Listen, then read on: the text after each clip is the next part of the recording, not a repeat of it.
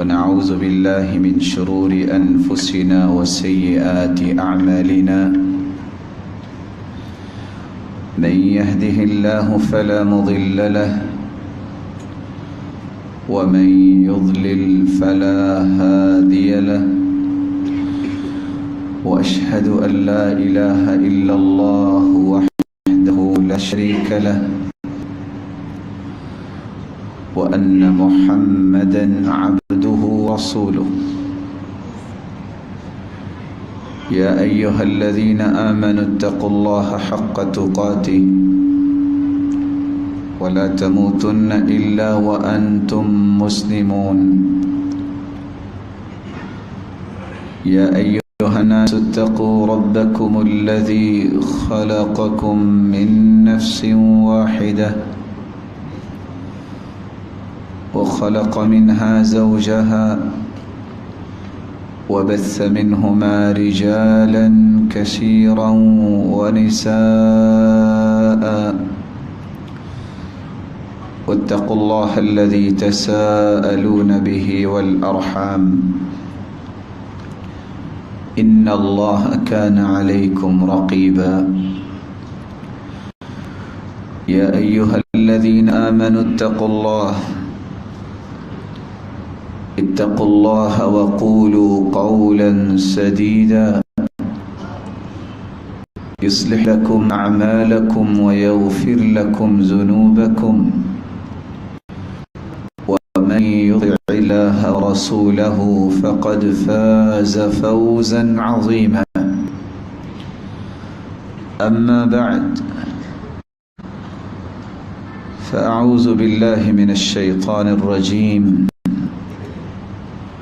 فاصبر إن وعد الله حق واستغفر لذنبك وسبح بحمد ربك بالعشي والإبكار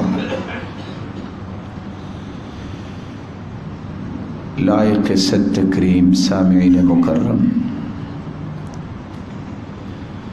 اللہ ذوالجلال جو ہم سب کے خالق و مالک ہیں،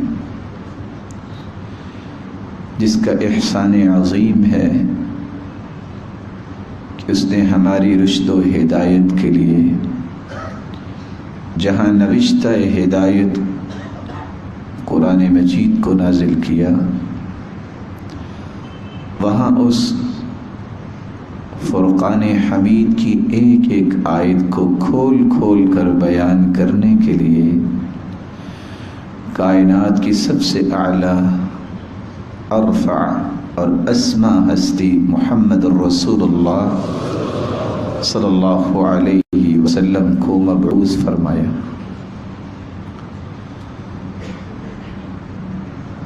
جس ہادی و مرشد نے کائنات کو زندگی کے حقائق سے آگاہ کیا، اور جس نے اس آگہی کو حاصل کیا، اللہ جلال نے اسے کائنات کے لیے مشعل راہ بھی بنایا اور جنت کے وعدے بھی دیے۔ کائنات کی تخلیق اللہ کی مشیت کے تابع ہے، اللہ کے فیصلے ہیں،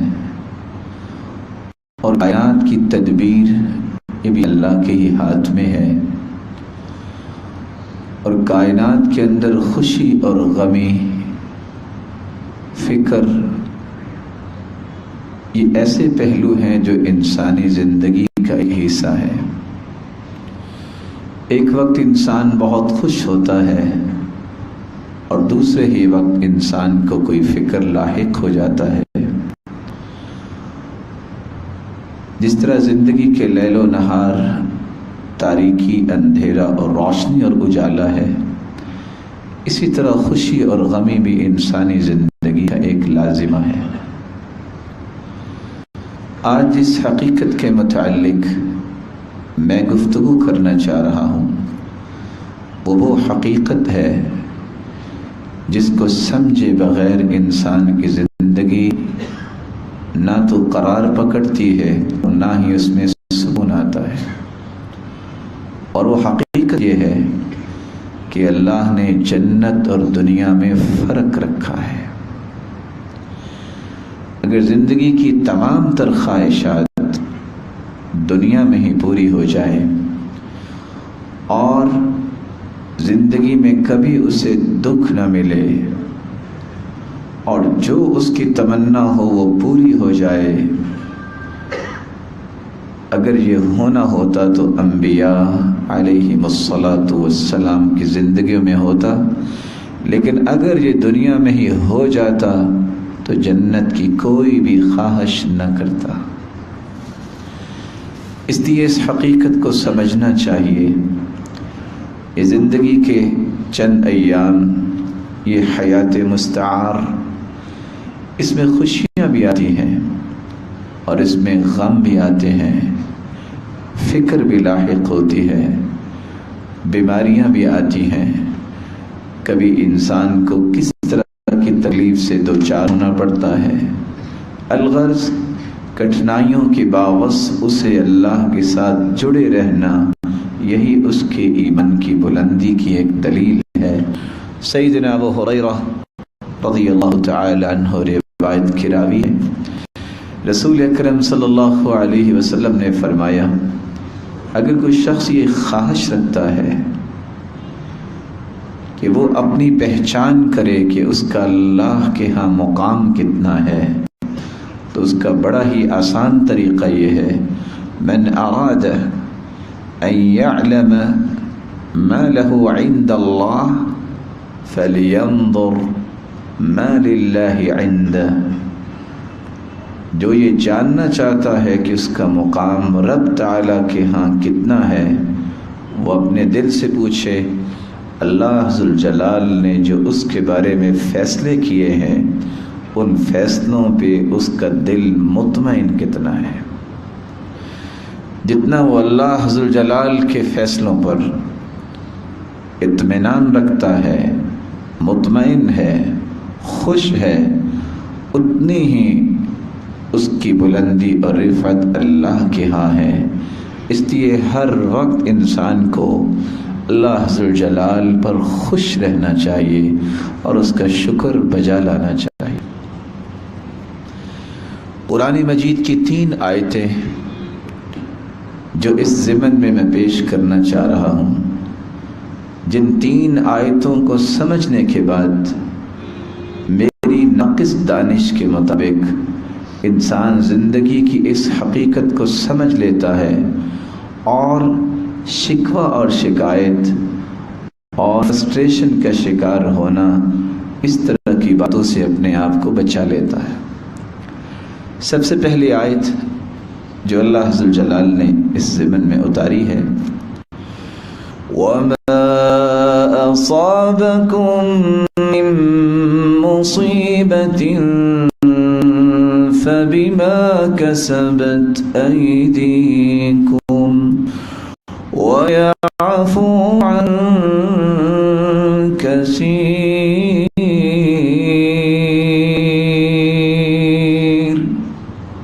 تمہیں کوئی بھی مصیبت لاحق ہوتی ہے، جب بھی آپ کو پریشانی آتی ہے تو آپ کی زبان فوراً یہ کیوں کہتی ہے کہ اللہ نے میرے ساتھ ایسا کیا؟ اس قرآن کا مشن اور منہج سمجھ والے وہ یہ کیوں نہیں کہتے جو قرآن کہہ رہا ہے کہ کوئی بھی مصیبت، کوئی بھی پریشانی تمہیں اگر لاحق ہوتی ہے تو تمہارے ہاتھوں کی کمائی ہے، تمہاری غلطی اور کوتاہی کا نتیجہ ہے۔ ایک چور اگر فیصل آباد داخل نہیں ہوتا تو کس نے اس کو روکا ہے فیصل آباد نہ آئے؟ وہ چوری کر کے بھاگا ہوا ہے، وہ ایسا نہ کرتا جس طرح بقیہ مسلمانوں کی عزت ہے اس کی بھی عزت ہے۔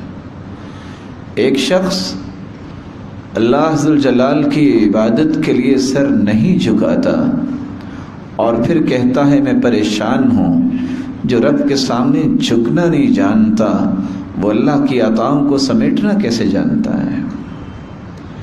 اس لیے کسی بھی مصیبت کا اصل محرک جو ہے وہ انسان کی اپنی ذات بھی ہوتی ہے۔ دوسری جگہ اللہ عز الجلال نے ایک اور فیصلہ دیا ہے جس میں بہت بڑی تسلی بھی ہے، اور مسلمانوں کے لیے چونکہ اسلام نے تسلیاں ہی دی ہیں، ان کو بہت ساری تکلیفوں کا سامنا جو ہوتا ہے حقیقت میں وہ تکلیفیں نہیں ہوتی، ان کو اللہ نے قریب کرنا چاہتا ہے۔ ما أصاب من مصيبة في الأرض ولا في السماء إلا في كتاب من قبل أن نبرأها إن ذلك على الله يسير۔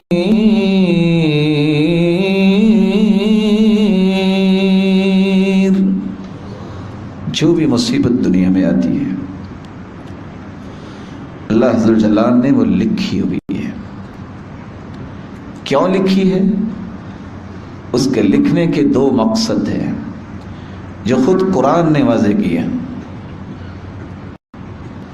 پہلا مقصد جس کی حقیقت کو رسول اللہ صلی اللہ علیہ وسلم نے یوں آشکارا کیا ہے، ما یصیب المسلم من نصب ولا وصب ولا ہم ولا حزن ولا غم حتى الشوكة يشاكها إلا كفر الله بها من خطاياه وفي رواية لمسلم ولا سقم۔ انسان کو جب بھی کوئی مصیبت آتی ہے، دکھ آتا ہے، فکر لاحق ہوتی ہے، بیماری لگتی ہے، غم آتا ہے، حتیٰ کہ اس کے پاؤں میں کانٹا چھپ جاتا ہے، اللہ عز وجل ان تمام تکلیفوں کو اس کے گناہوں کا کفارہ بنا دیتے ہیں۔ تو یہ غم اور مصیبت جس کو آج انسان اتنا برا کہتا ہے، صحیح بخاری اور مسلم کی روایت کو دیکھتے ہوئے میں اور آپ کہہ سکتے ہیں یہ تو اللہ کا احسان ہے، یہ تو اللہ عز وجل کا احسان ہے کہ اس کے گناہوں کا کفارہ بن جاتا ہے۔ اور دوسری روایت کے الفاظ ہیں حتی یلقى اللہ وما علیہ خطیئہ، اگر اسی مصیبت میں وہ فوت ہو جائے، رب سے ملاقات کرے گا اور اس کے اوپر ایک بھی غلطی نہیں ہوگی، وہ غلطیوں سے پاک اللہ کے پاس جائے گا۔ اور اگر وہ اس مصیبت اور بیماری میں زندہ ہے، شکوہ شکایت نہیں کرتا رب تعالیٰ کی، صبر کرتا ہے، تو رسول اکرم صلی اللہ علیہ وسلم کا فرمان ہے، حدیث قدسی کے الفاظ کا شیوع ہے کہ اللہ عز وجل فرماتے ہیں جو شکوہ نہیں کرتا، صبر کرتا ہے، اطلقته من اساری ثم ابدلته لحما خيرا من لحمه ودما خيرا من دمه ثم يستأنف العمل، میں اس کو پھر بیماریوں کی کڑیوں سے جب آزاد کر دیتا ہوں تو اس کے اس صبر کے نتیجے میں، اس مضبوطی کے نتیجے میں اس کو انعام کیا دیتا ہوں؟ 3 انعامات دیتا ہوں۔ پہلا انعام، اگر اس کا خون کم ہوا ہے تو میں اسے پہلے خون سے بہتر خون عطا کرتا ہوں۔ اگر اس کا گوشت پوست اس میں کمی ہوئی ہے تو میں اس سے اچھا سے گوشت اس کے جسم کا بنا دیتا ہوں۔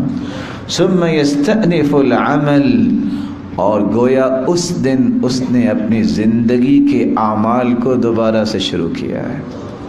بیماری پہ صبر کیا، دکھوں مصیبتوں پہ صبر کیا۔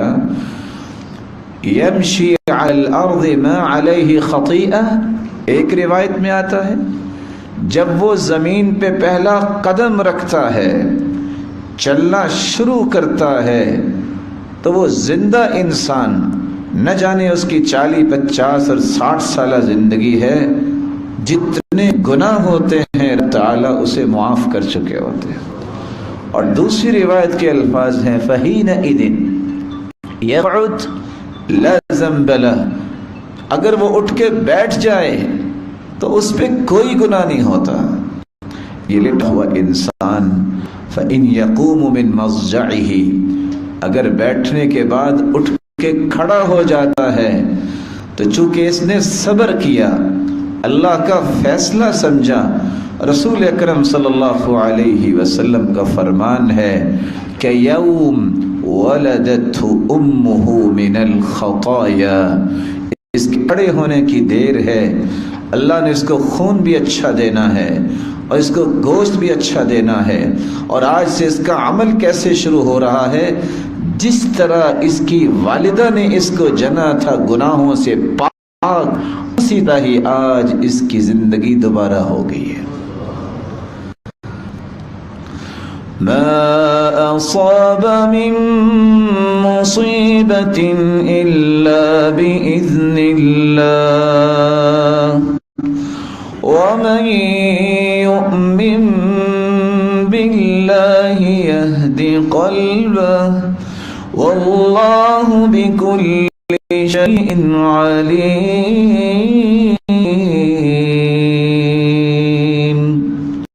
ما اصاب من مصیبت الا باذن اللہ، اللہ کے حکم کے بغیر کسی کو کچھ نہیں ہو سکتا۔ جس کو رب بچانے والا ہے اس کو فکر کس کی ہے؟ ہمیشہ وہ انسان فکر مند ہوتا ہے جس کو یہ ہے کہ میں نے اگر یہ کر لیا تو یہ ہو جائے گا۔ یہاں بھی ایک چھوٹی سی مثال یاد رکھیے، دنیا جہان کی بے احتیاطی کرنے سے بھی موت قریب نہیں ہوتی، اور دنیا جہان کی احتیاطات کرنے کے باوجود بھی موت لیٹ نہیں ہوتی، موت کا وقت مقرر ہے۔ احتیاطات کرنے سے سنت زندہ ہوتی ہے، انسان کو اجر ملتا ہے اور انسان کو اپنی ذمہ داری سے عہدہ برا ہونے کا موقع ملتا ہے۔ اور بے احتیاطی کرنے سے بس اوقات اور بہت سارے جرائم سامنے آ جاتے ہیں، اور سستی اور کاہلی اور برائیوں کی وجہ سے گناہ بھی مل سکتا ہے، لیکن موت کا وقت متعین ہے۔ قرآن مجید کی یہ آیت ہمیں سمجھا رہی ہے کہ اللہ کے حکم سے ہوتا ہے جو کچھ ہوتا ہے۔ کیوں ہوتا ہے؟ اس کی حقیقت کو رسول اللہ صلی اللہ علیہ وسلم نے بیان کیا ہے، ان الرجل لَيَكُونَ لَهُ عِنْدَ اللَّهِ الْمَنزِلَةِ، اللہ ذوالجلال نے اپنے اس بندے کے لیے ایک مقام طے کیا ہوتا ہے جنت میں۔ سلسلہ صحیحہ کی روایت ہے، لیکن فَمَا يُبَلِّغُهَا الْعَمَلِ، عمل جو کر رہا ہے یہ عمل اس درجے تک اس کو پہنچانے والا نہیں، عمل تھوڑا ہے۔ پھر ہوتا کیا ہے؟ فما يزال الله يبتليه بما يكره حتى يبلغه إياها، اللہ عز وجل معمولی آزمائشوں کے ذریعے پھر اپنے بندے کو جنت کے اس درجے تک پہنچانا چاہتے ہیں۔ یہ رب کا احسان ہے، لیکن اللہ سے دعا یہ کرنی چاہیے جو رسول اللہ صلی اللہ علیہ وسلم نے کی، صلی اللہ العافیہ، اللہ سے عافیت مانگنی چاہیے، اور یہ کہنا چاہیے، رب کو کہنا ہے میرے مالک تو آزمائشوں میں ڈالے بغیر بھی درجہ دے سکتا ہے، تو انہیں کس سے پوچھنا ہے، کس سے مشورہ کرنا ہے؟ تو ہی تو مختار کل ہے، تیرے ہی فیصلے نافذ ہونے ہیں۔ یمحو اللہ ما یشاء ویثبت، میرے مالک اگر تو نے لکھ دیا ہے تو مٹا بھی تو سکتا ہے، تو بدل بھی تو سکتا ہے، تو ہم کمزور ہیں اللہ، ہمیں آزمائشوں میں ڈالے بغیر بھی تو معاف کر دے، تو اللہ تو ہی کر سکتا ہے۔ یہی وجہ ہے عمران بن حسین رضی اللہ تعالیٰ عنہ کی زندگی کو ان لوگوں کو ضرور پڑھنا چاہیے جن کو کوئی معمولی بیماری ہے، اور میں یہ ادب کے ساتھ گزارش کروں گا، صحابہ کرام کی زندگیوں سے بڑھ کے اس امت کے اندر کسی کی زندگی نہیں، زندگی کے کسی پہلو میں آپ کو کوئی سبق لینا ہے، آپ کو کوئی حل تلاش کرنا ہے، تو آپ کو اگر مل سکتا ہے وہ حل، تو یا تو اللہ کے رسول کی زندگی میں مل سکتا ہے یا صحابہ کی زندگی میں مل سکتا ہے۔ عمران بن حسین رضی اللہ تعالی عنہ جو 30 سال بیماری میں مبتلا رہے، 30 ایئرس، پائلز کی بیماری کو جانتے ہیں ڈاکٹرز بھی، اور میری رب تعالیٰ سے دعا ہے کہ ہم سب کو محفوظ فرمائے۔ 30 سال ایک انسان کس بیماری میں مبتلا ہے؟ یہ وہی صحابی ہے جس کو اللہ کے رسول صلی اللہ علیہ وسلم نے فرمایا تھا صلی قائما، میرے صحابی کھڑے ہو کے نماز پڑھا کرو، فَإِن لَمْ تَسْتَطِعْ فَقَاعِدًا، اگر کھڑے ہونے کی سکت نہیں تو تم بیٹھ کے نماز پڑھ لیا کرو، فَإِن لَمْ تَسْتَطِعْ فَعَلَى جَنْبٍ، اگر تمہیں بیٹھنے کی بھی طاقت نہیں تو تم کروٹ کے بل ہو کے نماز پڑھ لیا کرو۔ اور روایات میں یہ بھی آتا ہے فَأَوْمِئِ مَاءً، تم اشارے سے بھی نماز پڑھو گی اجر تمہیں پورا ہی ملے گا۔ بلکہ صحیح بخاری کی روایت ہے اذا مرض العبد او سافر كتب له ما كان يعمل مقيما صحيحا، بندہ جب سفر میں ہوتا ہے، جب بیمار ہوتا ہے، وہ تقوی، وہ خشوع تو انسان کا نہیں بن پاتا۔ جو انسان صحت کی حالت میں پڑھتا ہے نماز، تو رب تعالیٰ نے اپنے پیغمبر کی زبان اطہر سے یہ خوشخبری سنا دی کہ جب بندہ بیمار ہوتا ہے، جب بندہ سفر میں ہوتا ہے، تو اللہ عز الجلال فرماتے ہیں، حدیث قدسی کے الفاظ ہیں انا قیدت عبدی بقید من قیودی، میرے فرشتوں میں نے ہی اپنے بندے کو یہ بیماری کی کڑیاں لگائی ہیں۔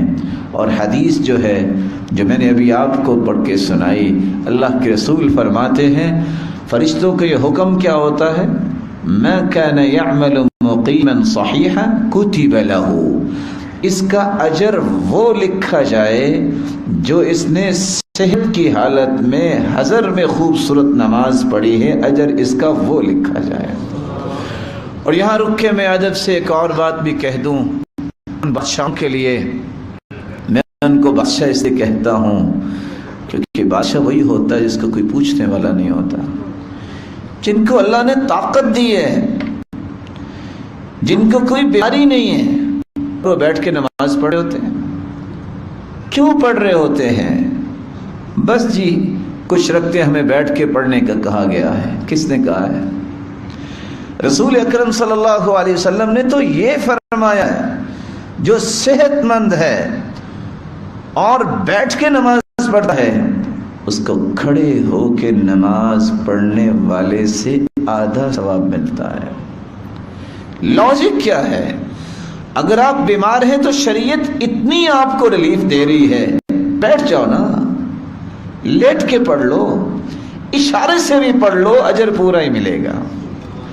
یہ عمران ابن حسین رضی اللہ تعالی عنہ تھے جن کے بارے میں روایت بتاتی ہے لا شکا ولا بکا ولا تذمر، 30 سال گزر گئے، نہ کسی کے سامنے روئے، نہ کسی کے سامنے رب کی شکایت کی، اور نہ ہی کبھی انہوں نے اس بیماری کا شکوہ کیا ہے۔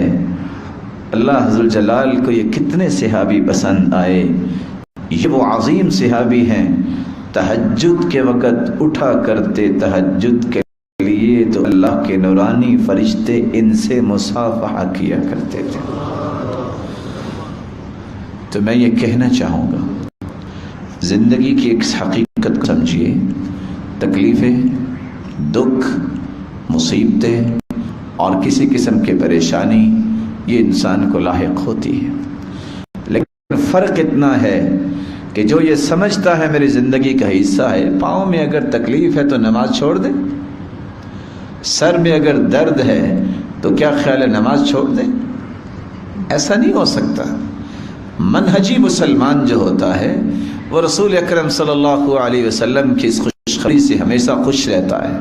خوشخبری ہے، صحیح الجامع کی روایت ہے، اللہ کے رسول صلی اللہ علیہ وسلم نے فرمایا ان من ورائکم زمان صبر، ایک ایسا وقت آنے والا ہے جو وقت صبر کا وقت ہوگا. ایسا زمانہ آنے والا ہے کہ جو دین پہ ڈٹ جانے والا ہے اس کی کیفیت یہ ہوگی کالقابض علی الجمر، وہ ایسے زندگی گزار رہا ہوگا جیسے اس کے ہاتھ میں آگ کا انگارہ ہے. میں آپ سے گزارش کرتا ہوں اللہ آپ سب کو اپنی حفاظت میں لے جائے. اگر کسی ہاتھ میں انگارہ رکھ دیا جائے اس کو نیند آئے گی؟ دنیا کا انگارہ تو رکھیں گے، کچھ وقت کے بعد تکلیفیں سہنے کے بعد بجھ جائے گا، لیکن یہ مانوی انگارہ ہے. اس کا مطلب ہے کہ مستقل یہ تکلیف اس کو برداشت کرنی پڑے گی کالقابض علی الجمر. لیکن خوشخبری کتنی ہے، للمتمسک فیہ اجر 50 شہیدا. میرے صحابہ جو اس زمانے میں دین پہ ڈٹ جائے گا، دین پہ کاربند رہے گا، اپنے آپ کو مضبوط رکھے گا کہ میں نے دین پہ کوئی کمپرومائز نہیں کرنا، تو اس کو 50 شہیدوں کے برابر اجر نصیب ہوگا. صحابہ نے سوال کر دیا اے اللہ کے پیارے پیغمبر، ہم میں سے یا ان میں سے 50 لوگ شہید ہوں؟ تو آپ صلی اللہ علیہ وسلم نے فرمایا اجر 50 شہیدا منکم. میرے صحابہ تم میں سے اگر کوئی 50 لوگ شہید ہوتے ہیں تو جو درجہ اور بلندی ان کو نصیب ہوگی اس فتنے کے دور میں، اس صبر آزما دور میں، دین پہ ڈٹ جانے والا، پابندی کرنے والا، اس کو ان 50 شہیدوں کے برابر اجر نصیب ہوگا. تو رسول اکرم صلی اللہ علیہ وآلہ وسلم کی اس خوشخبری کو کبھی بھلانا نہیں چاہیے. لیکن کرنا کیا چاہیے؟ وہی کام جو اللہ کے رسول نے فرما دیا. فرمایا الاسلام بدأ غریبا وسيعود غریبا. اسلام اجنبیت میں شروع ہوا اور آئندہ اجنبی بن جائے گا. بہت تھوڑے لوگوں نے اس کو قبول کیا ابتدا میں، پھر اللہ نے اسلام کو دنیا کے کونے کونے تک پہنچایا. ایک وقت آنے والا ہے یہ سمٹتا سمٹتا چند لوگوں میں رہ جائے گا. اور آپ نے خوشخبری سنا دی فطوبى للغرباء، خوشخبری ہے، خوش نصیبی ہے، سعادت مندی ہے ان لوگوں کے لیے جو غرباء ہے. غرباء کون ہیں؟ غرباء سے مراد یہ نہیں ہے کہ ان کے پاس مکان نہیں ہے، غرباء سے مراد یہ نہیں ہے کہ ان کے پاس فیکٹری نہیں ہے، غرباء سے مراد وہ غرباء نہیں ہے جن کے پاس کھانے پینے کے لیے اشیاء نہیں ہیں. غرباء کی آپ نے 3 تعریفیں کی ہیں. الذین یصلحون الناس، الذین یصلحون اذا فسد الناس، جب لوگ فساد مچا رہے ہوتے ہیں تو یہ لوگ معاشرے کی اصلاح کر رہے ہوتے ہیں. ان کے لیے خوشخبری ہے. اصلاحی پہلوؤں کو دنیا کے سامنے رکھنا، مثبت سوچ کو پروان چڑھانا، پازیٹیو تھنکنگ کو معاشرے کا ایک بہت بڑا شعار بنانے کی کوشش کرنا. اور دوسری روایت کے الفاظ ہیں الذین یحیون سنتی وَيُعَلِّمُونَهَا عِبَادَ اللَّهِ، یہ وہ لوگ غرباء ہیں جو اللہ کے رسول صلی اللہ علیہ وسلم کی سنتوں کو زندہ کرتے ہیں اور مخلوق کو سنتیں سکھاتے ہیں. یہ غرباء جو ہیں جن کے لیے رب تعالی نے خوشخبری اپنے پیغمبر کی زبان سے سنائی ہے. اور تیسری تعریف النزاع من القبائل، خاندان ہے، قبیلہ ہے، بہت بڑا خاندان ہے. کچھ لوگ شراب پینے والے، کچھ لوگ جوا کھیلنے والے، کچھ لوگ نمازیں چھوڑنے والے، کچھ لوگ ظلم کرنے والے. یہ اسی خاندان کے لوگ ہیں، اسی خاندان کے چشم و چراغ ہیں. کہتے ہیں نہیں، خاندان تو میرا یہی ہے، وہ تو چینج کرنا ممکن نہیں، نہ میں نماز چھوڑ سکتا ہوں، نہ میں جوا کھیل سکتا ہوں، نہ میں شراب کی محفلوں میں آؤں گا، نہ میں ظلم میں آپ کا ساتھ دوں گا، اور نہ ہی میں اپنے گھر میں بے پردگی برداشت کروں گا۔ النزاع من القبائل، بہت سارے قبائل سے چنے ہوئے لوگ جو معاشرے کے رسم و رواج کی طرف نہیں جائیں گے، وہ معاشرے سے اپنے رشتہ داروں کی رشتہ داری سے خون سے مجبور نہیں ہوتے، ان کا مجبوری یہ ہوتی ہے میں نے رب کے سامنے بھی پیش ہونا ہے، میں وہاں جواب کیا دوں گا۔ ایسا دین، ایسی پابندی، ایسی سوچ جس انسان کے اندر پیدا ہو جائے، رب تعالیٰ نے اس کے لیے خوشخبری سنوا دی ہے۔ اور یاد رکھنا، صحیح بخاری کی روایت بھی بتاتی ہے، طوبہ کے معنی اگرچہ سعادت اور خوش نصیبی ہے، لیکن طوبہ ایک درخت بھی ہے جنت میں۔ ان فی الجنت لشجرہ یسیر الراکب فی ظلها 100 سنہ لا يقطعها، اور دوسری روایت میں آتا ہے یسیر الراکب المضمر السریع، دڑکی کے لیے تیار کیا گیا گھوڑا اگر 100 سال تک دوڑتا رہے تو طوبہ اتنا بڑا درخت ہے، اس کی چھاؤں کو کراس نہیں کر سکے گا۔ اور اس سے بڑی بات تو اللہ کے رسول نے اور فرما دی، ثیاب اہل الجنہ تخرج من اکمامها، اللہ حضرت جلال کے فیصلے دیکھیے، جنتیوں کو لباس جو ملے گا، جنتیوں کا جو ثیاب کپڑے ہیں، لباس ہے، وہ اس درخت کی ٹہنیوں اور کونپلوں سے نکلے گا جو جنتی زیب تن کیا کریں گے۔ تو اللہ حضر جلال سے دعا ہے، اللہ حضر جلال ہمیں زندگی کی یہ حقیقت سمجھنے کی توفیق عطا فرمائے۔ اس لیے رسول اللہ صلی اللہ علیہ وآلہ وسلم سے ایک صحابی نے سوال کر دیا، اور سوال کرنے والے نے سوال کیا کیا ہے؟ رسول اللہ صلی اللہ علیہ وسلم سے سوال یہ کیا کہ افضل ایمان کس کا ہے؟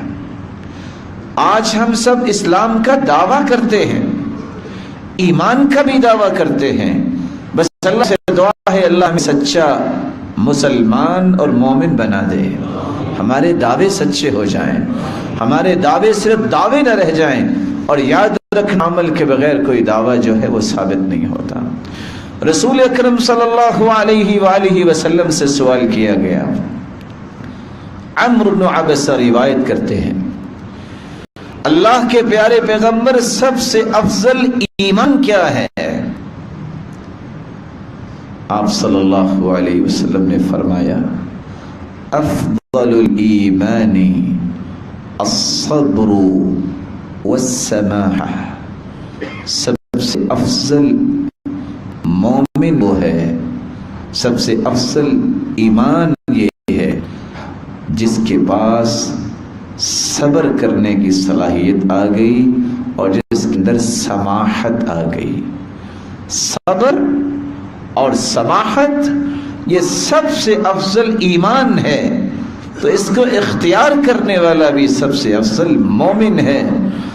صبر کس کو کہتے ہیں اور سماحت کس کو کہتے ہیں؟ آج کے خطبے کا یہ حدیثی پیغام ہے۔ صبر کا مطلب ہوتا ہے برداشت کرنا، صبر کا مطلب ہے بہادری سے اور خاموشی سے کسی وقت کو کنٹرول کرنا، اور سماحت کہتے ہیں برداشت کرنا اور خندہ پیشانی کھانا، کھلا چہرہ بھی ہو اور کھلا سینہ بھی ہو، بڑی سے بڑی بات ہو جائے، بڑے سے بڑے ظلم کا سامنا ہو، لیکن اس کی کشادہ قلبی ختم نہ ہو۔ اسی لیے آپ نے لفظ ہوگا، لوگ بولتے ہیں سماحت الشیخ، سماحت الوالد۔ اتنا بڑا عالم بن چکا ہے کہ اللہ نے اس کو اتنا علم کثیر سے نوازا ہے، ایک تو ہر قسم کے مسئلے کی رہنمائی دینے کو اللہ نے اس کو صلاحیت دے رکھی ہے، پھر کچھ بھی ہو جائے کسی بات کو بھی لائق اعتنا نہیں سمجھتا، کہتا ہے ویسے کسی نے کر دی، برداشت کرتا ہے۔ صبر اور سماحت جب تک انسان کے اندر نہیں آتی اس وقت تک کبھی وہ لیڈر نہیں بن سکتا، کبھی وہ دنیا کے اندر بھی بلند مقام نہیں حاصل کر سکتا۔ رسول اکرم صلی اللہ علیہ وسلم کے اوپر قرآن نازل ہوا اور قرآن مجید نے اس کی رغبت بھی دلائی اور قرآن مجید نے اس کی حقیقتوں کو بھی کھولا۔ اس لیے صبر کی بنیادی طور پہ 3 قسمیں ہیں۔ پہلی قسم، صبر کیجئے اللہ کی اطاعت پر، صبر کیجئے اللہ ذوالجلال کی اطاعت کی طرف بلانے پر۔ آپ نماز پڑھنے پہ تو تیار نہیں ہیں اور کہتے ہیں سر درد ہے، میں تو بڑا صبر کرتا ہوں، مجھے کل سے سر درد ہے، لیکن نماز نہیں پڑھتا۔ صبر صرف تکلیفوں کو برداشت کرنے کا معنی نہیں ہے، اس میں بھی صبر کہ میں نے اپنے دل کو جوڑ کر باندھ کر قیدی بنا کے لگانا ہے۔ میرے رب مجھے پیدا کیا ہے، کسی مقصد کے لیے پیدا کیا ہے۔ میرا دل اگر نماز میں نہیں لگتا تو میں کہاں لگانا چاہتا ہوں؟ رب کی یاد میں جو اطمینان اور سکون نہیں ملتا تو سکون دنیا کے کس کونے خدرے میں ملے گا؟ اس لیے اللہ عز و جلال فرماتے ہیں رب السماوات والأرض وما بينهما فاعبده واصطبر لعبادته هل تعلم له سميا۔ وہ رب جس نے آسمانوں کو اور زمینوں کو اور جو کچھ ان کے درمیان ہے اس کو بنایا ہے، فاعبده واصطبر لعبادته، عبادت اس کی کرو اور اس کی عبادت پہ صبر بھی کرو۔ واصطبر لعبادتی هل تعلم له سميا، کیا اس کا کوئی ہم نام ہے؟ جس طرح وہ ذات کے اعتبار سے بے مثال اور تنہا اور یکتا ہے، وہ اپنے ناموں کے اعتبار سے اور صفات عالیہ کے اعتبار سے بھی وہ تنہا ہے، یکتا ہے، بے مثال ہے۔ صبر کی دوسری قسم یہ ہے کہ انسان گناہوں سے بھی صبر کرے۔ دل چاہتا ہے بری بات کرے، روکے اس کو۔ دل چاہتا ہے فلاں گناہ کرے، روکے اس کو۔ جب تک انسان اپنے آپ کو روکنے پہ صبر نہیں کرتا وہ تکلیفوں پہ بھی صبر نہیں کر سکتا۔ یہاں میں سلف کا ایک راز آپ کے سامنے رکھ دوں، ہو سکتا ہے مجھے اور آپ کو اس سے نفع مل جائے۔ سلف یہ کہا کرتے تھے جس شخص کے پاس یہ صبر کی 2 قسمیں نہیں وہ تیسری قسم نہیں لے سکتا۔ کیا مطلب؟ 2 قسمیں کون سی؟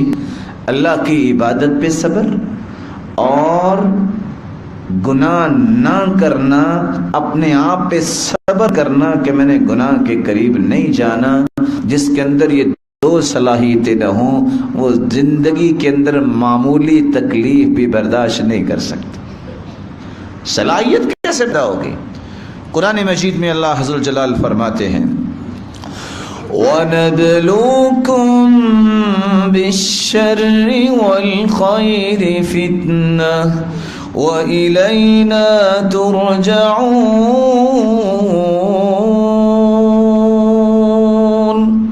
ہم تمہیں شر کے ساتھ بھی آزمائیں گے، خیر کے ساتھ بھی آزمائیں گے، لیکن یاد رکھنا تم نے پلٹ کے ہماری طرف ہی آنا ہے۔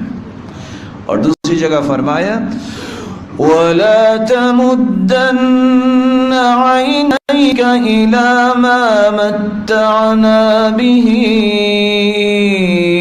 أَزْوَاجًا مِّنْهُمْ زَهْرَةَ الْحَيَاةِ الدُّنْيَا لِنَفْتِنَهُمْ فِيهِ وَرِزْقُ رَبِّكَ خَيْرٌ وَأَبْقَىٰ۔ کسی کو اللہ نے بہت سارا مال دے دیا ہے، بیوی بچے دے دیے ہیں، زہرۃ الحیات الدنیا، اگر اللہ کے سامنے جھکنے والے نہیں تو یہ دنیا کی رنگینی ہے، اگر جھکنے والے ہیں تو یہ اللہ کے بڑے پیارے ہیں۔ لِنَفْتِنَهُمْ فِيهِ، اس میں بھی آزمائش ہے کہ اتنی بڑی نعمت اولاد کی بھی مل گئی اور اللہ نے اس کی شادی بھی کر دی، اس کو اس کے ایمان کو مکمل کرنے کی راہیں آسان بھی کر دی. وَرِزْقُ رَبِّكَ خَيْرٌ وَأَبْقَىٰ. لیکن یاد رکھنا اللہ کی طرف سے جو رزق ہے یہ بہتر بھی ہے اور باقی رہنے والا بھی ہے. جب تم برائی سے رک جاؤ گے تو اللہ عز و جلال تمہیں وہ اچھائیاں عطا کریں گے جس کے بارے میں تمہاری عقل نے کبھی سوچا نہیں ہوگا. برائی کو اس نیت سے چھوڑا جائے، من ترک للہ شیئا عوضہ اللہ خیرا منہ. جو اللہ کے لیے کوئی بات چھوڑ دیتا ہے رب تعالیٰ اسے نعم البدل عطا کرتے ہیں. جو جھوٹ بول کے سمجھتا ہے کہ میری تجارت کو فروغ ملتا ہے، جھوٹ چھوڑ کے دیکھیے اللہ اس کی تجارت میں برکت کتنی ڈالتے ہیں. جو دھوکہ دے کر سود کا مال اور اس طرح کاروبار میں پڑتا ہے، شاید میں بہت بڑا میرا سٹیٹس بن جائے گا، چھوڑ کے دیکھے اللہ اسے چین کتنا دیتا ہے. اور رب کے وعدے سچے ہیں. اس لیے سلف کہا کرتے تھے، واقعہ آپ نے بھی سنا ہوا ہے، یہ سیدنا سلیمان علیہ السلام کی کتنی بڑی بادشاہی تھی. گھوڑے آئے، گھوڑوں کو دیکھتے دیکھتے کیا ہو گیا، مختلف تفسیریں مفسرین نے بیان کی. فطفق مسحا بالسوق والاعناق. جب نماز تھوڑی سی لیٹ ہو گئی تو گھوڑوں کو کیا کیا تھا سلیمان نے؟ بولیے کیوں ذبح کیا تھا؟ اگر اس تفسیر کو مان لیا جائے کیوں ذبح کیا تھا؟ کہ انہوں نے مجھے رب سے دور کر دیا. حالانکہ ان کا مقصد کیا تھا؟ گھوڑوں کا کچھ شوق تھا، جہاد کے لیے تھے نا. اللہ عز و جلال نے اس کا بدلہ کیا دیا؟ فَسَخَّرْنَا لَهُ الرِّيحَ تَجْرِي بِأَمْرِهِ رَخَاءً حَيْثُ أَصَابَ. گھوڑوں سے اپنے آپ کو دور کیا کہ نہیں میں اپنے رب سے دور نہیں ہوں گا. اللہ نے زمینی قربانی دے کر کیسا انعام دیا؟ اللہ نے ہوا کا تخت دیا، غدوها شہر ورواحها شہر. آئندہ سے گھوڑے پہ بیٹھنے کی ضرورت محسوس نہیں ہوئی. ہوا کا تخت آتا، اس پہ بیٹھتے، صبح سے ظہر تک 1 مہینے کا سفر طے کرتے. کیسے نام ملا؟ من ترک للہ شیئا عوضہ اللہ خیرا منہ. جو رب کی رضا کے لیے برائی کو چھوڑتا ہے اللہ اسے نعم البدل عطا کرتے ہیں. امام ذہبی رحمۃ اللہ علیہ ایک قصہ نقل کرتے ہیں. مکہ کے اندر ایک شخص آتا ہے اور آ کر حج کرنے کی نیت سے آیا، لیکن اتفاق سے اس کی جمع پونجی اس کے پاس تھی، وہ ہیرے جواہرات کا ہار بھی اس کے پاس تھا، لیکن وہ گم کر بیٹھا. اب بیچارہ جب واپس جانے لگا تو یہ آواز لگا رہا تھا، من وجد الکیس صفته كذا وكذا فله 500 درہم جائزہ. کوئی شخص مجھے اس طرح کا ایک شاپنگ بیگ جس میں میرا ایک ہار ہے اور مجھے واپس لوٹا دے، میں 500 درہم بطور انعام اس کی خدمت میں پیش کروں گا. لیکن پکڑنے والا کون تھا؟ کیسا اللہ کا بندہ جو فقیر الحال تھا، فقیر ضرورت مند. جب اس کے ہاتھ میں آیا اعلان سنتا ہے، سوچتا ہے کہ میرا تو نہیں ہے، میں کیوں اپنے پاس رکھوں. آپ جانتے ہیں کہ جب انسان نیکی کرنے لگتا ہے تو ایک ذہنی خلجان جو ہے وہ شروع ہو جاتا ہے، کروں کہ نہ کروں. لیکن اس نے کہا میرا تو نہیں ہے. اٹھا جا کے اس کو پیش کر دیا. اس نے 500 درہم دینا چاہا، سوچتا ہے کس چیز کا تھا یہ، اس کا احسان کون سا ہے، نیکی کی ہے میں نے واپس کر دی، میرا کیا حق ہے. اس نے وہ بھی نہیں لیا. کس کے لیے یہ چھوڑا؟ رب کے لیے. فقیر تھا، کاروبار کے سلسلے میں نکلتا ہے، کشتی بیٹھتا ہے. اللہ تعالیٰ کے فیصلے کچھ ہوتے ہیں. کشتی کا رختہ ٹوٹا، ساتھی ڈوب گئے اور یہ ایک کنارے پہ پہنچ گیا. جزیرے والوں نے اس کی دیکھ بھال کی. ایک وقت آیا پڑھانا جانتا تھا, انہوں نے کہا چلو تم پڑھا دیا کرو, کوئی جانتا ہی نہیں ہے. کہتے اگر آپ پسند کرو تو تمہاری شادی کر دیں, ایک یتیم بچی ہے. کہا آپ کی مرضی ہے, نہ اس کے پاس واپسی کے لیے کوئی ساز و سامان ہے, یہ اکیلا انسان. ٹھیک ہے, شادی ہوئی. وَهُوَ يُحِدُّ النَّظَرَ إِلَيْهَا, جب اس نے دیکھا تو غور سے دیکھنے لگا.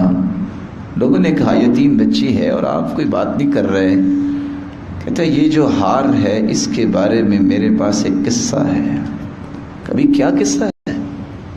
اس نے پھر وہ سارا قصہ بیان کیا. لوگوں نے کہا جانتے ہو یہ کون ہے؟ ایک بزرگ تھا, وہ حج کرنے گیا, اس کے ساتھ یہ مسئلہ پیش آیا. پھر واپس آ کے روتا تھا, یا اللہ ایک مرتبہ مجھے مکے لے جا, میں اپنی بیٹی کا نکاح اس دیانت دار کے ساتھ کر کے تیرے پاس آنا چاہتا ہوں. یہ اسی کی بیٹی ہے, وہ تو دنیا سے چلا گیا. اس انسان نے ہار چھوڑا, اللہ نے ہار بھی دے دی اور ہار والی بھی دے دی. من ترک للہ شیئا عوضہ اللہ خیرا من. برائی کو چھوڑیے, جھوٹ کو چھوڑیے, دھوکے کو چھوڑیے, اللہ ذوالجلال وہ عطا کریں گے جو آپ کی سوچ نے کبھی سوچا نہیں ہوگا, کیونکہ رب کے وعدے سچے ہیں, ان میں کوئی خلل نہیں ہے. ہم سمجھتے ہیں کہ میری عقل یہ کہہ رہی ہے نہیں ہو سکتا. کیوں نہیں ہو سکتا؟ میں رب ہوں. ہو سکتا ہے کیونکہ میں اس کا بندہ ہوں جو حی لا یموت ہے, وہ قیوم ہے. وہ اگر یوسف کو کنویں سے نکال کے مصر کے تخت پہ بٹھانے پہ قادر ہے تو میری تکلیفوں کو دور کرنے پہ بھی وہ قادر ہے. بہانے تو پھر اللہ بناتے ہیں. اگر وہ کنویں میں پڑے رہتے یوسف, پیاس ہی نہ لگتی اس کافے والوں کو, تو پیاس کس نے لگائی؟ نکالا اس کو. عزیز مصر پہلے بھی تو زندہ تھا نا, اس کے دل میں تڑپ یہ کیوں پیدا ہوئی کہ بیٹا ہم اپنے گھر بنا کے رکھ لیتے ہیں؟ کس نے پیدا کی؟ جیل چلے گئے. قصہ مختصر. خواب آئی لوگوں کو جو جیل میں تھے. خواب مرضی سے آ سکتی ہے؟ کس کی طرف سے آئی؟ چلو یہ خواب بھی ہو گئی, بادشاہ کو خواب کس نے دی؟ یہ بہانے بن رہے ہیں. لیکن یاد رکھنا, یہاں ایک میں سبق آپ کی خدمت میں پیش کرنا چاہتا ہوں. ایک لمحے کے لیے واپس جائیے. یوسف کے دور میں کس طرح تھپڑ مارے ہوں گے, کسی نے دھکا دیا ہوگا. ویسے تو بڑے آرام سے تو کنویں میں نہیں نا اس کو اتارا ہوگا کہ چلو اتر کے دیکھ کے آئے پانی کتنا گہرا ہے. القوہ فی غیابۃ الجب, پھینک دیا. حسد سے, بغض سے, عداوت سے یہ عمل آیا سامنے.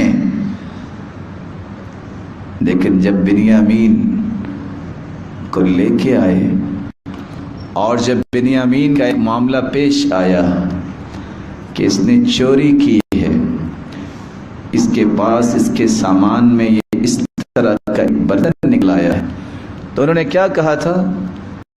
وَقَدْ سَرَقَ أَخٌ لَهُ مِنْ قَبْلِ. اصل میں یہ بنیامین یہ اکیلا ایسا نہیں ہے, اس کے بھائی نے بھی ایسا ہی کیا تھا. اور بھائی کون تھا؟ جو سامنے بیٹھا تھا. یوسف پہ یہ الزام لگایا تھا انہوں نے, جیسے کہ بعض لکھنے والے لکھتے ہیں تاکہ والدین کی نظروں سے گر جائے, لیکن چوری نہیں کی تھی اور وہ جانتے تھے یہ کیا کہہ رہے ہیں. صرف اتنا کہا ہے هل علمتم ما فعلتم بیوسف, جانتے ہو تم نے یوسف کے ساتھ کیا کیا؟ ڈر گئے کہ یہ تو یا ہمیں پتا تھا یا یوسف کو پتا, اس کو کیسے پتا چلا؟ فٹ سے سوال کرتے ہیں اِنَّكَ لَأَنْتَ یوسف, تم یوسف ہی تو نہیں ہو, تم یوسف ہی تو نہیں ہو. قَالَ أَنَا يُوسُفُ وَهَذَا أَخِي قَدْ مَنَّ اللَّهُ عَلَيْنَا إِنَّهُ مَن يَتَّقِ وَيَصْبِرْ فَإِنَّ اللَّهَ لَا يُضِيعُ أَجْرَ أجر المحسنين.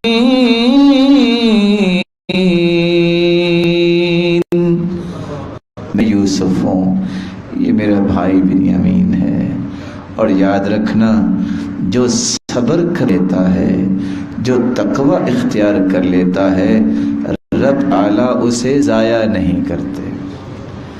اللہ نے اگر اس کو ضائع نہیں کیا تو تسلی تو قرآن مجید ہمیں دینے کے لیے اللہ نے اتارا ہے، تو کیا ہمیں ضائع کر دے گا؟ ان اللہ لا یضیع اجر من احسن عملا. اللہ تو کسی کے عمل کو ضائع نہیں کرتا جو اچھا عمل کرنے والا. تو ذمہ داری ہماری کیا نکلی؟ ہم اچھا عمل کریں، ہم وہ عمل کریں جس سے رب راضی ہوتا ہے، ہم وہ عمل کریں جس سے اللہ کا تقرب ملتا ہے، اللہ سبحانہ و تعالیٰ کی خوشنودی حاصل ہوتی ہے، اللہ سبحانہ و تعالیٰ کی رضا ملتی ہے. پھر فکر کی بات نہیں ہے.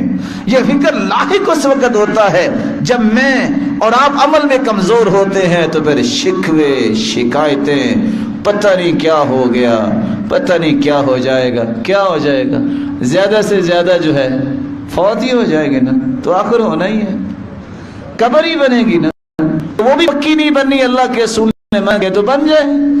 اس کی فکر مت کرو، فکر یہ کرو کہ جب میں نے قبر میں جانا ہے تو کس حالت میں جانا ہے. میں جاؤں تو اس وقت اس حالت میں جاؤں میری زبان پہ کلمہ جاری ہو اور میں اپنے رب سے جا کے ملاقات کروں. وَلَدَتْكَ أُمُّكَ يَا ابْنَ آدَمَ بَكِيًا والناس حولك يضحكون سرورا فاحرص على عمل تكون بفعله في يوم موتك ضاحكا مسرورا.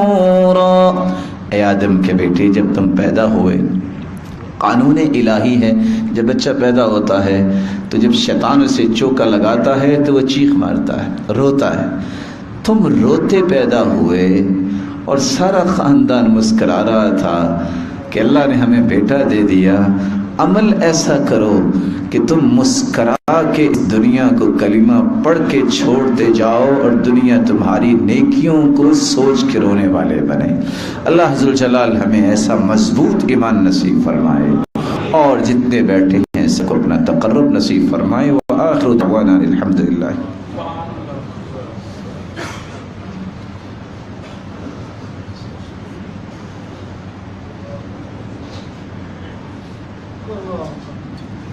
الحمد لله على إحسانه والشكر له على توفيقه وامتنانه. اما بعد، صبر کی تیسری قسم یہ ہے کہ انسان اللہ کے فیصلوں پر اور مصیبتوں پر صبر کرے. جو بھی مصیبت آ جائے، کسی بھی شکل میں آئے، مومن کے لیے وہ بری نہیں ہوتی، کیونکہ یہ اللہ کا فیصلہ ہے. میں اور آپ اپنے بارے میں اتنا نہیں جانتے جتنا ہمارا رب ہمارے بارے میں جانتا ہے. میں اپنی جان سے اتنا پیار نہیں کر سکتا جتنا میں اگر اللہ کی خوشنودی کے مطابق عمل کروں تو میرا رب مجھ سے پیار کرے گا. یہ فرق سمجھیے. میں اپنی ذات کے ساتھ اتنا احسان کرنے پہ قادر ہی نہیں ہوں جتنا میرا مالک مجھ پہ احسانات کی بارش کر سکتا ہے. اس لیے اپنے آپ سے زیادہ رب پہ اعتماد کیجیے کہ میرا رب مجھے ضائع نہیں کرے گا. قرآن مجید میں اللہ فرماتے ہیں وَلَنَبْلُوَنَّكُمْ بِشَيْءٍ مِّنَ الْخَوْفِ وَالْجُوعِ وَنَقْصٍ مِّنَ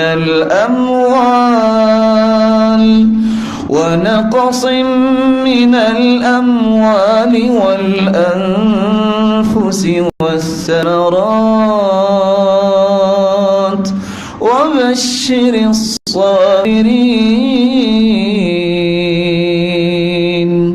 ہم تمہیں آزمائیں گے. آزمائش خوف سے بھی ہو سکتی ہے، بھوک کی بھی آزمائش کریں گے، مال بھی کم ہوگا، کاروبار بھی بس اوقات ختم ہو سکتا ہے، اور تمہاری جانیں بھی چلی جائیں گی. رشتہ دار، بیٹے، والدین، یہ انسان کے لیے کتنے غم کی کیفیت ہوتی ہے. قرآن کہتا ہے یہ ساری آزمائشیں آ سکتی ہیں، لیکن خوشخبری کیا ہے؟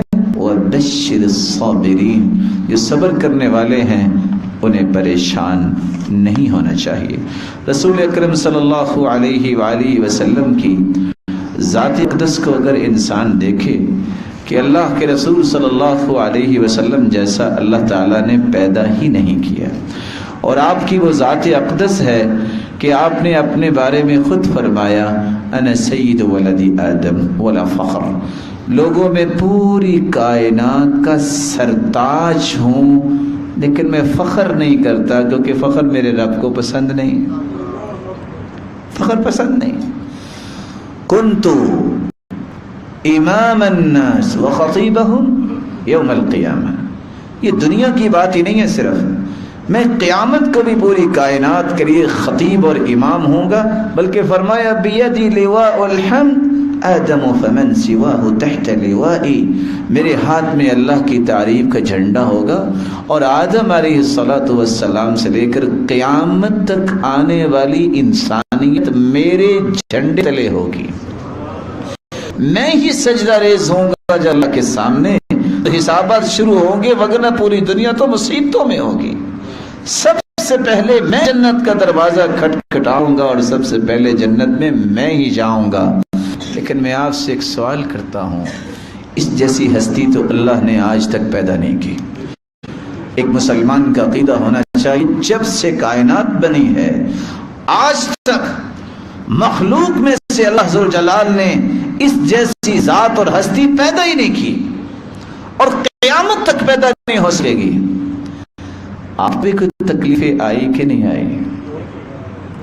اللہ کے رسول کو منہم من سب، کسی نے گالی دی، منہم من حث علیہ التراب، کسی نے مٹی پکڑ کے پھینکی، فمنہم من تفل فی وجہہ، اور کسی نے آپ صلی اللہ علیہ وسلم سے نفرت کرنے کے لیے بدبخت نے آپ کی طرف تھوکنا چاہا، کسی نے سجدے میں پڑے ہیں تو آپ کے اوپر کس طرح غلاظت پھینکی، کسی نے آپ کے رستے میں کانٹے بچھائے، اور کسی نے آپ کے سامنے کھڑے ہو کے کہا چاہو میں آپ کی بیٹی کو طلاق دیتا ہوں، اور کسی نے آپ صلی اللہ علیہ وسلم کو جادوگر کہا، کسی نے دیوانہ کہا، اور کسی نے نعوذ باللہ من ذلک یہ کہا کہ یہ فراڈ کرنے والا فراڈیا ہے۔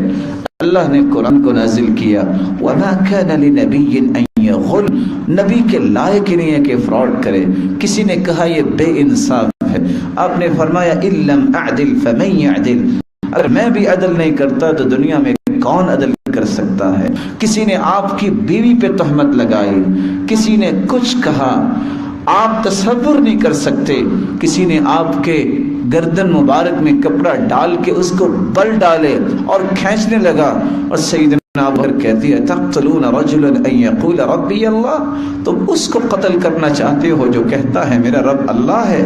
کسی نے پتھر مارا، اور آپ کے چہرہ انور جس جیسا چہرہ اللہ نے بنایا ہی نہیں ہے، اس چہرہ انور میں کڑیاں چلی گئیں، اور آپ خون اپنے چہرہ مبارک سے صاف کر رہے تھے اور کہہ رہے تھے کیف یفلح قوم شجوا نبیہم، یہ قوم کیسے فلاح پائے گی جنہوں نے اپنے نبی کو خون و خون کر دیا۔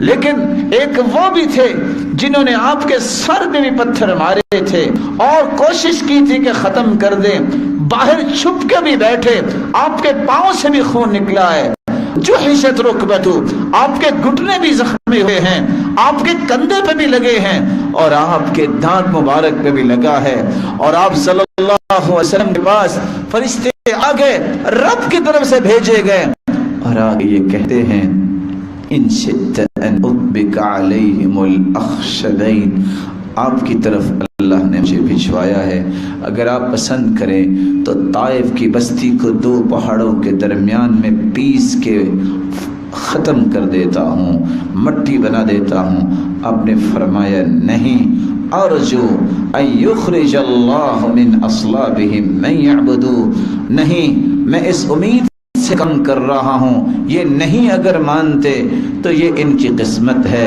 ان کی پشتوں سے نکلنے والی اولاد ہی اللہ کی عبادت کرنے والی بن جائے۔ مجھے یہ بتائیے کون ہے جس نے دین کے بارے میں اتنی تکلیفیں برداشت کی؟ میں یہ کہہ سکتا ہوں میں اور آپ اس لیے تو تکلیفیں لیتے ہیں، ہماری عادتیں کو اچھی نہیں ہوں گی، ہمارے اندر کمی کوتاہی ہوگی، خلل ہوگا، لیکن دین کے معاملے میں کس نے اتنی تکلیفیں برداشت کی؟ کس کا خون نکلا ہے، میں اس کا خون صاف کر دیتا ہوں۔ اتنا کچا دل انسان کیوں ہو جائے کہ چھوٹی سی بات پہ نماز چھوڑ دے؟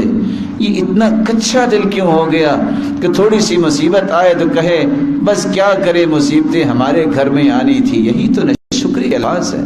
ہر وقت یہ کہنا چاہیے میرے مالک تو نے مجھے وہ عطا کیا، میرا نہ اتنا عمل تھا نہ میں اس کے لائق تھا، تیرے انعامات زیادہ ہیں، میرے شکر کے طریقے تھوڑے ہیں، اللہ میری مخنی نہیں کرتا جنہیں تو نے انعامات سے مجھے نواز رکھا ہے۔ رسول اکرم صلی اللہ علیہ وآلہ وسلم نے فرمایا، وہ فرعونیوں کے ہاتھوں جب ایک عورت آئی جس کی اولاد کو تپتے تیل میں پھینکا جانے لگا، ایک بیٹا، دو بیٹے، تین بیٹے پھینک دیے جو تیل میں تیل بن گئے، وہ چھوٹا بچہ جو دودھ پی رہا تھا اور دودھ کے قطرات بھی اس کے ہونٹوں پہ موجود تھے، جب اس کو ماں سے کھینچا ان جلادوں نے اور پکڑ کے پھینکنے لگے تو ماں کی ممتا تڑپتی ہے، برداشت نہیں کر سکی، تو اس نے کیا کہا تھا؟ اس عمر میں بچہ بول تو نہیں سکتا، لیکن اللہ نے بلوایا اور اس نے کیا کہا؟ اصبری یا امّا فإنکی علی الحق، میری ماں اب بھی صبر کرنا، تم حق پہ ہو اور حق والے صبر کیا کرتے ہیں۔ رسول اکرم صلی اللہ علیہ وسلم نے یہ کیوں فرمایا کہ افضل ایمان الصبر والسماحہ، وہ صبر کرنا اور سماحت کرنا ہے، کشادہ دل۔ کوئی بات اگر کہہ دے، آپ کو گالی دے دے، تانا دے دے، آر دلا دے، تو آپ کی جاہلیت کیوں ابھر آتی ہے؟ گالی دینے سے کیا کان ٹوٹ کے گر جاتا ہے؟ کوئی آر لا دے تو بازو جو ہے وہ ٹوٹ جاتا ہے؟ یحییٰ بن معین رحمہ اللہ تعالی جب ان کو کسی شخص نے گالی دی تھی، مسکرانے لگ گئے۔ دیکھنے والا کیا کہتا ہے، جو آج بھی لوگ کہتے ہیں، جواب دو، بزدل ہو، لمن لم ترد علی، تم اس سے کو لے کے کھاتے ہو، جواب دو۔ اس اینٹ کا جواب پتھر ہونا چاہیے۔ نہ جانے یہ کون سی بخاری کی روایت ہے کہ اینٹ کا جواب پتھر ہونا چاہیے، اینٹ کا جواب دعا ہونی چاہیے۔ یہ جملہ بدلیے، یحییٰ بن معین کا جواب سنیے جو انہوں نے کہا اگر میں نے گالی کا جواب گالی ہی دینی ہے، فَلِمَاذَا تَعَلَّمْتُ إِذَنْ، پھر میں نے دین کو پڑھا تھا، میں نے علم کو سیکھا تھا۔ جب مجھے پتا ہے کہ گالی کا جواب گالی نہیں دینی چاہیے، میں گالی کیا دوں؟ اگر اس نے گالی دے لی ہے اور اس نے اپنی زبان بری کر لی ہے تو کیا میں اس کی وجہ سے اپنے آپ کو برا کر لوں؟ نہیں، مجھے وہ کرنا ہے جو محمد مصطفیٰ نے کیا ہے۔ اللہ کے رسول نے تو فرمایا تھا، لا تسب الشیطان، شیطان کو بھی گالی نہ دو۔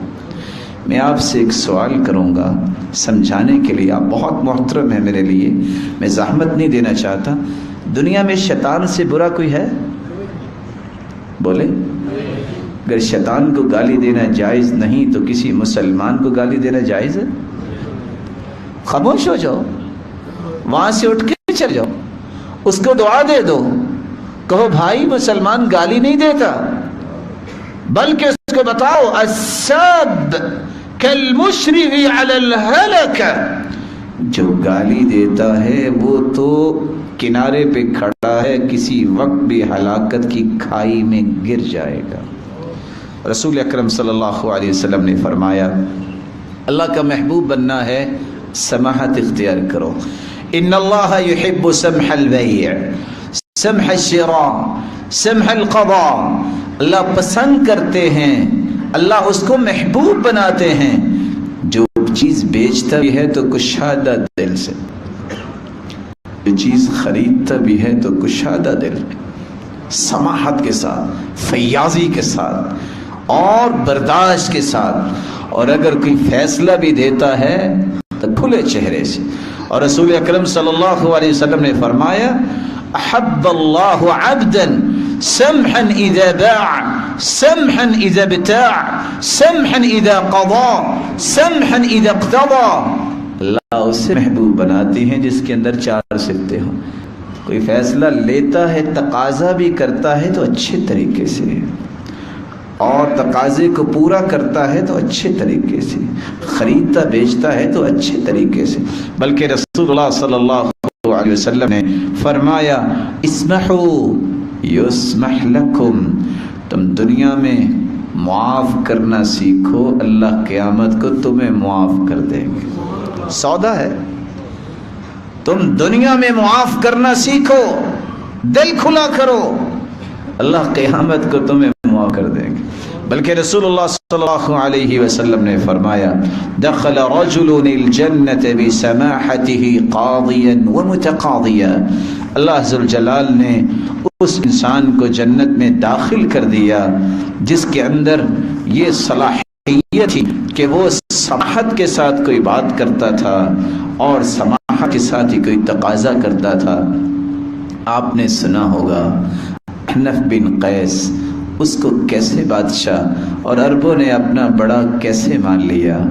یہ وہ احنف بن قیس ہے جس کے بارے میں نقل کرنے والے نقل کرتے ہیں کہ جب اس کے گھر بیٹا پیدا ہوا تو ابھی چند ایام کا تھا، تو انگیٹھی لے کر آ رہی تھی لونڈی، اور اس کے ہاتھ سے وہ کوئلے کی انگیٹھی گر گئی اور آن دا اسپاٹ بیٹا فوت ہو گیا۔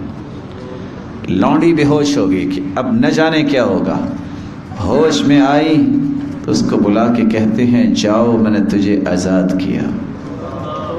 کیوں؟ کہا وہ تو دنیا سے چلا گیا، اگر تجھے بھی مار دوں گا مجھے کیا ملے گا، میں نے اپنا غصہ ٹھنڈا کیا، اس کو آزاد کر دیا۔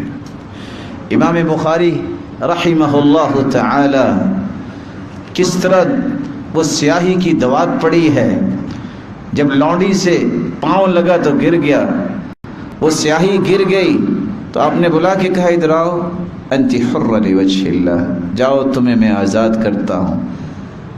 لوگوں نے پوچھا یہ کیا؟ اس کو آپ کو ادب سکھاتے ہیں کہ دیکھ کے چلا کرے۔ کہا اصل میں غصہ آیا تھا تو میں نے غصہ ٹھنڈا کیا ہے، ایسے کہ اس کو آزاد کر دیا۔ اور میں یہ قصہ پڑھ کے پریشان ہو گیا، اور آپ بھی پریشان ہوں گے کہ احنف بن قیس کو بھری مجلس میں لوگوں نے تیار کیا کچھ نوجوانوں کو، اور انہوں نے بھری مجلس میں کہا پہلے سوال کا جواب دو، گفتگو بعد میں کرنا۔ جی بتائیے۔ کہتا میں آپ کی والدہ سے نکاح کرنا چاہتا ہوں۔ کہا بیٹا اس طرح کی باتیں گھر میں آ کے کرتے ہیں، اس طرح مجلس میں نہیں کرتے، آپ تشریف لائیے گا۔ کہا نہیں یہاں جواب دیں۔ کہا بیٹا پھر میرا مشورہ یہ ہے کہ آپ میری ماں سے شادی نہ کریں، بہت بوڑھی ہے اور وہ آپ کی خدمت بھی نہیں کر سکے گی اور نہ ہی آپ کا اہتمام کر سکے گی۔ کہا نہیں مجھے پھر بھی کریں۔ کہا بیٹا پھر بات یہ ہے، آپ جانتے ہیں کہ جو جس کا خامد فوت ہو چکا ہو، جو طلاق یافتہ ہو، سیبہ جو ہوتی ہے وہ سیبہ تعرب عن نفسها، اس کے مشورہ لینا چاہیے، مشورہ دے سکتی ہے۔ میں پھر جا کے بات کروں گا، اگر وہ مان گی تو ٹھیک ہے، وگرنہ آپ معذرت کو قبول کرنا۔ لوگوں نے سمجھ لیا کہ یہ اس لائق ہے کہ اس کو پورے عرب کا جو ہے وہ اس وقت بادشاہ بنایا جائے۔ کیا ہے زندگی آج کہ مجھے اللہ نے قرآن و حدیث کا علم دیا ہے، میں اس کو اپنی ذات پہ اپلائی نہیں کرنا چاہتا تو دنیا کو سکھانا چاہتا ہوں۔ 5 فٹ میں اپنے اسلام کو نافذ کرنے کی خواہش نہیں کرتا اور کرنے کی قدرت نہیں رکھتا، اور میں کہوں پوری دنیا پہ اسلام آ جائے۔ یہ دعوے اس وقت تک کامیاب نہیں ہوتے جب تک میرے بھائی عمل نہیں ہوتا۔ آپ بھائی کے لیے بھی بہت ساری دعائیں ہیں کہ آپ بھائی ماشاءاللہ یہاں تشریف لائے ہیں، آپ بھی سماحت کا ہی اظہار کیجیے گا، دل کھلا کیجیے گا۔ آپ کے پاس کلیہ دارالقرآن جو فیصل آباد کا ایک عظیم ادارہ ہے، وہاں اس کی تعمیر نو ابھی شروع ہے، تو ماشاءاللہ حضرات یہاں ہیں تو یہاں کی انتظامیہ تو پہلے ہی کشادہ دل ہے الحمدللہ۔